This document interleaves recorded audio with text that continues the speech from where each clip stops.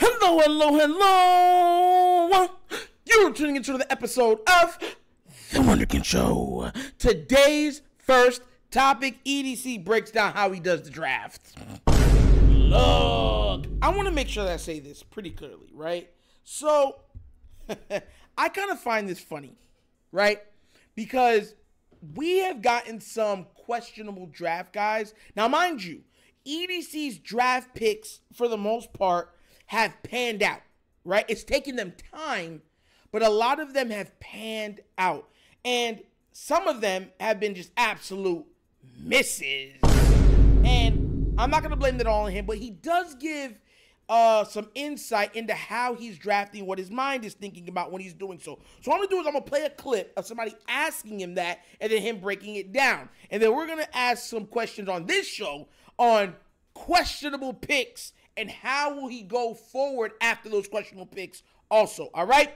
So without further ado, let's get this party started. Hi, thank you for coming. My name is Evan. I have a question regarding your draft evaluation and strategy. How do you go about looking for college players that statistically and over the course of many years are very proven in college versus guys that you see are athletic freaks that perform really well at the combine? Oh, wait! Have a ton of potential. How do you balance out those decisions? Yeah, it's really tough. And every scout is different, you know, so I like the freaks, no doubt about it, but I also like production. And so for me... Lies, you got, oh wait, oh, don't lie, stop lying. I didn't mean to do that, but let's keep going. In a perfect world, you'd see both, right? You'd see an ascending player, but I love guys that can do it and do it consistently.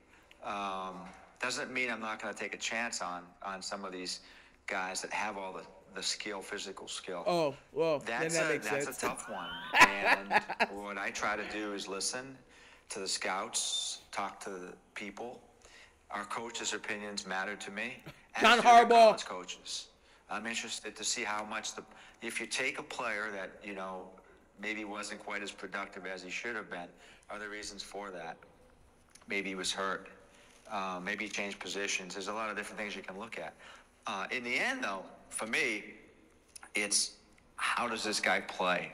When you watch him, does he have the skills? And how's his fit going to be? So it's not just a matter of like, okay, this guy can run fast, he can jump. It's what will his fit be next year with our team? What's his role going to be? Literally talking about special teams guy initially. There's no problem with that, you know, especially for like later round picks. But like, what's his future? It's hard because you're looking at a player, right? For what is he now, but also what can he become? One of the great small things, like just in general, take the youngest player you can. So the data would suggest that if you've got two players with the same grade, one guy's 20, one guy's 21, take the 20-year-old because he has more chance to develop. Sounds such a simple thing, right?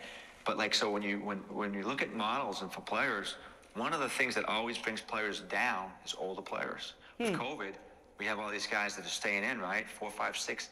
One guy's 7th-year player, 25 years old. The models that we use are going to be harder on those guys because they're older. They've played more football. Their bodies are broken down some. They're not quite as durable, and they're not going to develop as much because they're older. Hold on. This man's talking about older players now, but that's what you guys love. Bro, hearing him talking about this gives me nothing but more questions. It gives me nothing but more questions because he's breaking it down like, look, I like to see if a guy can do it at a high level over and over again, right? And how that can translate. Bro, this man always had 0 sacks in college for 1 year. 0! Do you see my eye? 0 to hero. He was hoping he was Hercules. Yo, y'all remember that Disney film Hercules? Listen, who put the gladiators? Hercules. That movie.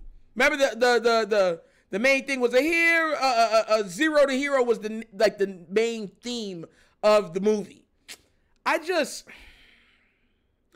It's stuff like this that makes me worry about the draft. Like, bro, I swear, if we take another guy like Owe or Ajabo, I promise y'all be screaming in pain. Yo, listen, and that's the crazy thing, because by his own metrics, Ojabo and Owe are asterisks almost. Like they're abnormalities in his drafting process. That's weird to me. Like, why take them then? Right? Now look, could Owe have a breakout 15, 16, 17, 18-year sack season this year? Yup. And would I be looking kind of foolish? Yup. But I will say this. For him always getting so close, that's the only thing you guys can hang your hat on for thinking he's going to have a breakout season this year. That is it. For all the draft measurables, because that's what Owe really came out. Because remember, Ojabo got hurt. They were doing everything literally off of Ojabo, off of what they believe he could be off of college tape. He got hurt on the combine. Owe, he was just a freak in the combine test. But I'm not going to lie to you. When I watch him on tape, it looked like he got slower. It looked like he lost weight and tried to put on the most absolute best combine performance he could put on. And guess what? It got him signed and it got him a decent deal and he got picked up. So, I mean, it worked out for him financially, but bro, like, I just don't see what you guys see now. Would I happily be wrong about him? Of course I would. I would tell you, hey guys, I was wrong. Nitro was wrong. But hearing him speak about the drafting process, it makes me be like, huh? Because some of the picks that we got are against what he's telling these people. Now, I will say this, and I said this at the beginning of the video. Almost all of his draft picks needed time to develop. Patrick Queen, Stone, Matabike, all of them. Once they developed, it was just like, big year time, and they just took off. Only Hamilton came out like ready. Like, oh, I'm ready to show you what's up. So if we're following history, Owe should have a good year this year, but Ojabo shouldn't. Ojabo shouldn't have a good year until probably next year or the year after. So there's that too. You know, it's almost like they have the physical abilities, but them not knowing if they're going to sign the 5th-year option or let them play it out and stuff like that makes them put their butts in the gears, and all of a sudden they break away out of their shell of mediocrity and finally hit stardom. So, you know, I don't know what this year will hold for us, but I am more than curious to see how he's going to draft this year. Because more times now this year than even last year, the draft is imperative to what the Ravens will achieve. Because let me tell you something right now. We need O-line. We need 3 guys at O-line. 3. We need, and everyone say, no, we don't know. But we need at least 3. We need another weapon. We need corners. Like, bruh. And we most likely going to need another running back. Because remember, Keaton Mitchell's hurt. The 2 running backs that you know that we have is Justice Hill and we got Derrick Henry. We're going to need a 3rd back. But like I said, what do you guys think? Did you like what you heard from EDC? Did you agree with him? Did you think, hey, you know, I get where he's coming from? Or are you want to cut from the cloth of me being like, bro, then what were the Owe and Ojabo picks? Were those just coaches' picks? Let me know what you think down in the comment section, all right? And before I go any further, I just want to say happy Easter and a safe Easter, or a good Friday at least, to everybody watching.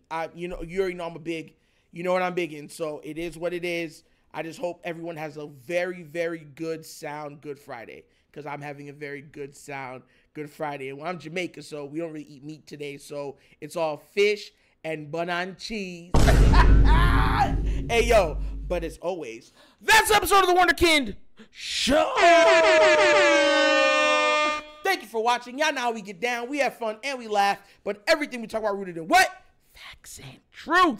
Please do remember, like, subscribe, hit that notification bell, and leave a comment in all of the comments. And if you have not done so already, check out The Wunderkind Show's Patreon. Yes, 3 tiers of content goodness whenever your consumption. Give it a look, give it a try. Let me know what you think. And if you would like to donate to the channel, help out with equipment and stuff like that, we are putting together right now for a new camera, either the Sony or the Blackmagic, and we're putting together for a Starlink system because of storms. They said this year storms are going to be absolutely horrible. Now, I want to still be able to give you guys content for the Starlink system. Bottom of the screen, QR codes to a Cash App. Cash App located in the description of every video that we do. And the name of it is The Wunderkind Show. Super easy. Well, once again, this is The Wunderkind Show. This is your host, Dr. signing off. And as always, you know my slogan. Peace. And I am out of here. Yerp. Finish him, Daddy. Ah!